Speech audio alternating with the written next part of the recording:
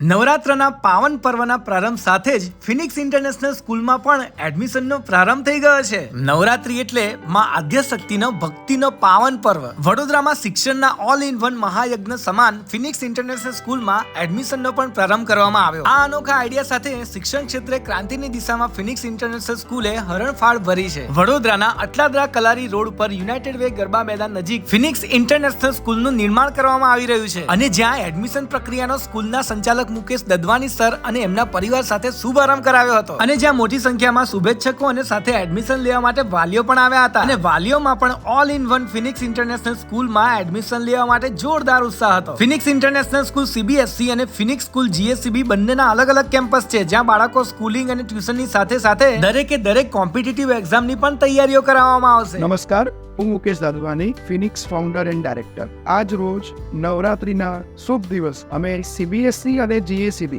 બંને કેમ્પસનું એડમિશનનું ઇન્ક્વાયરીનું શુભ મુહૂર્ત કરેલું છે. આજથી 3 તારીખના રોજ પેરેન્ટ્સ, વિદ્યાર્થીઓ, વડોદરાની દરેક પબ્લિક અટલાદરા સેન્ટર પર જ ઓફિસ વિઝિટ કરી શકે છે, ઇન્ક્વાયરી અને એડમિશન મેળવી શકે છે. હું વડોદરાના દરેક પેરેન્ટ્સને વિનંતી કરીશ કે એકવાર વિઝિટ કરે. આ જે કેમ્પસ છે એવું વિઝન એક જ છે. સ્કૂલ, ટ્યુશન, JEE NEET જેવી competitive exam, sports, skills, each and everything બધું જ અમે ઇન્ક્લુડ કરેલું છે.